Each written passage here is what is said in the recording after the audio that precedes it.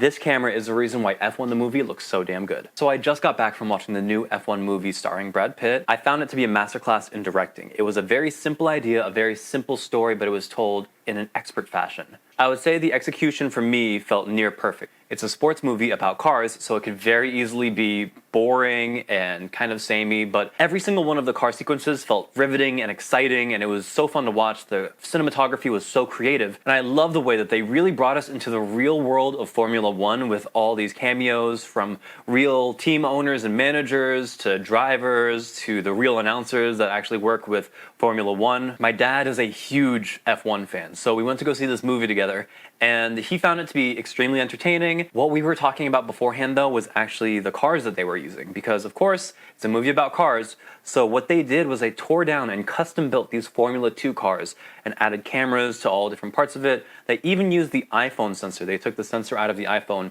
and attached it to very small particular places. And I'll go into the cameras slightly more in a second, but my overall thoughts on the movie is that it's really fun. You should go watch it if you like exciting racing, if you think car chases are fun in movies. This is brilliant cinematography. It's really inventive, and I think it's worth a watch. And if you like this video at all, make sure to subscribe or like this video or leave me a comment, because it just lets YouTube know that I did a good job, and I'm really trying to grow this account this year, so I would really appreciate it. Thank you so much. God, I hate doing that. Now let's talk about the cameras in Formula One the movie. So what they did is they specifically took the iPhone sensors out of the iPhone for the first time and planted them in different parts on the Formula 2 cars that they custom built for this movie. I think, I have a pretty discerning eye and I do a lot of color grading, so I was able to tell when it was iPhone footage versus the Venice 2, which are very different price ranges of cameras. You can see the iPhone costs about this much.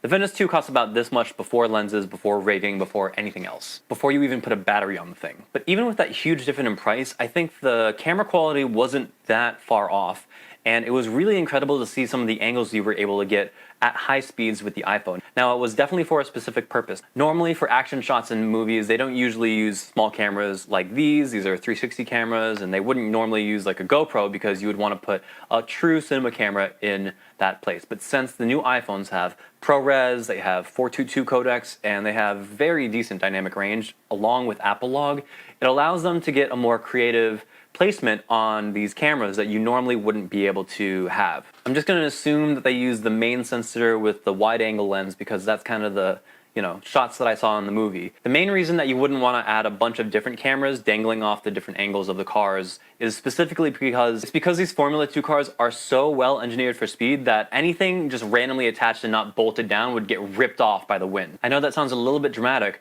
but think of it like this. You're going to have a couple of cameras, main cameras, that are tied down to specific locations with extreme ratcheting, and we can talk about the custom-built Sony camera that went into filming this as well.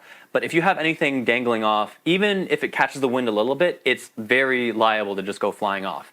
So when you were able to take the sensor from the camera of the iPhone, which Apple did sponsor the movie, but you're able to take that sensor and then put it inside of the car with like a custom built housing, that just gives you more flexibility in building the kinds of shots that you want to get. Now, of course, we have to talk about the custom built Sony camera that they pulled out in order to film these cockpit shots that are just unbelievably good. So they used the sensor that we find in the Sony FX3, the Sony FX6. They ripped it out of the body and then put it into this tiny little housing that you can see on screen right here. A friend of mine was invited to the premiere in LA for F1, and he was able to get hands-on time with the Sony cameras that they built. So while I don't have firsthand experience looking at the really cool rig that they built out for these cars, you can see from these screen grabs I got from his story that they just basically ripped apart a Sony FX3 or FX6 and rigged it into an even smaller body for these cockpit shots. Now, something that I found very interesting in the press photos leading up to the release of this movie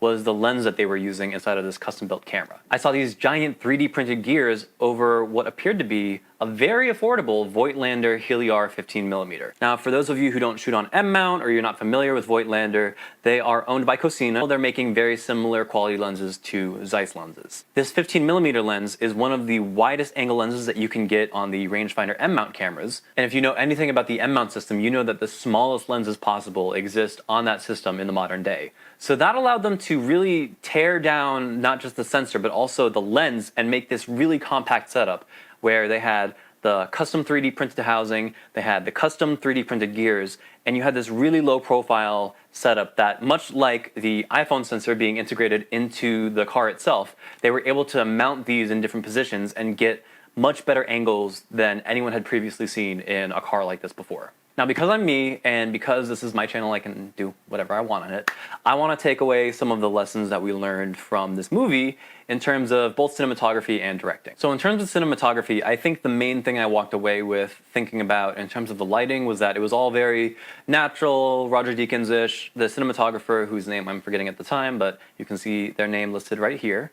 The cinematographer did a really good job of bringing us into the world with the combination of immersive shots as well as very naturalistic shots. So I wouldn't say that the lighting was extremely complicated or anything like that, but it was able to tell the story in a very direct manner and put the focus on the characters as well as these huge sequences with the cars. And then in terms of directing, this is the same director who brought you Top Gun Maverick, and if you know anything about that movie, it's similarly a very simple movie that's executed really well.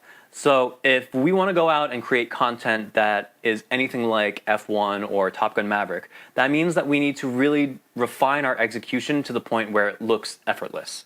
I think that's the main thing that I got from watching this movie, is that I want to make the things that I create feel even more effortless to the audience than they already do. I'm still going to show the process of me creating things. I think that that's a very helpful thing for an audience to see, but at the same time, I really want to make sure that the final product looks clean, effortless, like you could have just happened upon it and it's just like it always existed in this form. I think that that is a really important thing to do if you are directing, creating content, or editing. Those kinds of finishing details where you end up with a really clean final product, I think those often attract more clients, and it's the kind of work that you're proud of at the end of the day. Now, what's a lesson we can take away in terms of camera technology? Hollywood's using the sensor more. Hollywood is using the FX3. They're using smaller cameras all the time, and they're putting them in places to get these angles. Obviously, the movie was mainly shot on the Venice 2, and I love how the Venice 2 looks. It's a gorgeous sensor. The detail on the thing, I feel like for the Venice 2, it's gotten past the point where like digital is too sharp, and now it's such fine grain, and it's to the point where it feels like it's a real, true digital IMAX camera for me. I know the new Blackmagic 12K exists, and there's like the Red Raptor is also like a VistaVision sensor. But to me, the Venice 2 is the epitome of a great large format camera. I haven't really had any hands-on experience with the Alexa 265, except for like one area event that I went to. That would probably be the next most impressive camera to me. So if you're using a Sony camera, if you're using a Lumix camera, a Canon camera, just work on those things that get you closer to feeling like you have a finished image from an Alexa or a Venice or something like that. I don't have all the details on how to make every single one of your shots look like that, but the planning, the execution, just take those small details, those small steps, and really integrate them into your workflow. I hope that that's helpful and not too preachy or whatever the hell I'm saying. Okay, I think that's it for the video. Thank you so much for watching, and if you feel like I missed anything, please let me know in the comments.